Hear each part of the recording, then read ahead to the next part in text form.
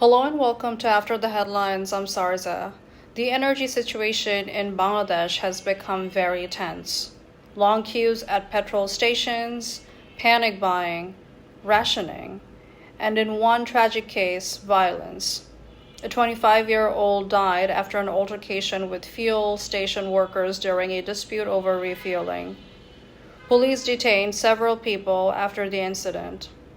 At first glance, it looks like a local tragedy, but it is actually a window into something much bigger. Because energy shocks rarely stay inside the energy sector, they spill into daily life. Transport, food prices, industrial production, electricity supply, and sometimes social conflict. So, what exactly is happening? Right now, Bangladesh is facing a sudden energy squeeze. Much of it is tied to global geopolitics. The Middle East remains central to global oil and gas supply. And one of the most important choke points in that system is the Strait of Hormuz. A very large share of the world's oil shipments and a major share of LNG shipments pass through that narrow waterway. When tensions rise there, global markets react immediately. Shipping risks increase, insurance costs rise, cargoes are delayed, and energy importing countries, such as Bangladesh, begin to worry. In recent years, Bangladesh has become increasingly dependent on imported LNG to run its power plants and support its energy needs. Much of that LNG comes from Qatar, one of the world's largest exporters. So when supply from Qatar is disrupted or when the market becomes unstable, Bangladesh feels it very quickly. That is exactly what's happening. Recent disruptions forced Bangladesh to look for emergency LNG cargoes on the spot market, and the price shock was severe. Earlier this year, Bangladesh was paying around $10 per MMBTU for LNG. Recent spot cargoes have reportedly cost more than $20 in some cases, moving toward $25 per MMBTU. That is a very serious jump. And when gas becomes expensive, the effects do not stay confined to gas, they spread.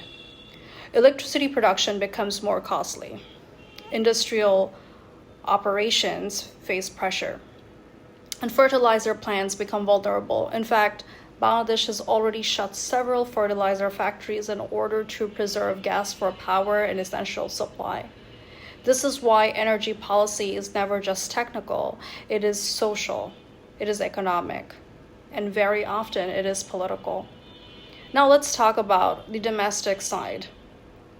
Bangladesh has long relied on natural gas as the backbone of its power generation. Gas still fuels the majority of the country's electricity production. For decades, domestic gas fields supported that system. But many of those fields are aging. Production growth has slowed. At the same time, electricity demand has expanded rapidly. Urban growth, factories, cooling demand, digital infrastructure. Everything requires more power. To bridge that gap, Bangladesh increasingly turned to imported LNG. That solved one problem, but it created another: dependency. And dependency means vulnerability. When international markets shake, Bangladesh shakes with them. Now, authorities say there is no nationwide fuel shortage, and that is important. But the economic story does not stop there. Because when people fear disruption, they behave in predictable ways. They rush to buy early. They queue longer. They hoard where they can. Economists call this panic buying behavior. When many people try to secure a resource at the same time, the perception of shortage spreads faster than the actual shortage itself. And that is exactly why queues suddenly become longer. Tempers shorter and social tensions are sharper. This is not unique to Bangladesh. It has happened in other countries during oil crisis, currency crisis, supply shocks. But what makes Bangladesh especially exposed is that its energy structure is still not sufficiently diversified. Renewables remain a relatively small share of total installed capacity, so the country is still heavily dependent on imported fossil fuels and aging domestic gas. That means the same question keeps returning. How resilient is the system? How diversified is the energy mix? How much serious investment is going into renewables? How much domestic exploration is happening? And how prepared is Bangladesh for the next global shock? Because the real issue is not simply today's panic at the pump. The real issue is structural resilience. If one global choke point can trigger fear at petrol stations in Bangladesh, then the issue is larger than supply. It is about how the entire system is built. And this is also where governance matters. Energy policy cannot just be reactive.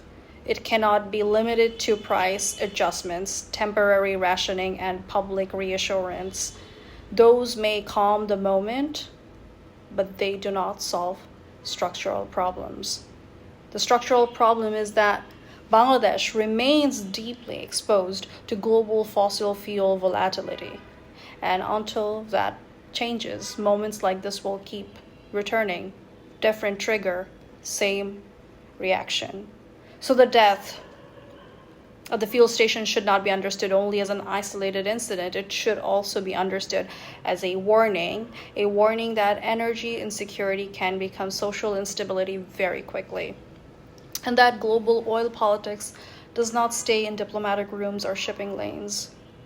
Eventually, it reaches the street, sometimes with deadly consequences. Thank you for listening. This is After the Headlines. I'm Sarza. Until next time.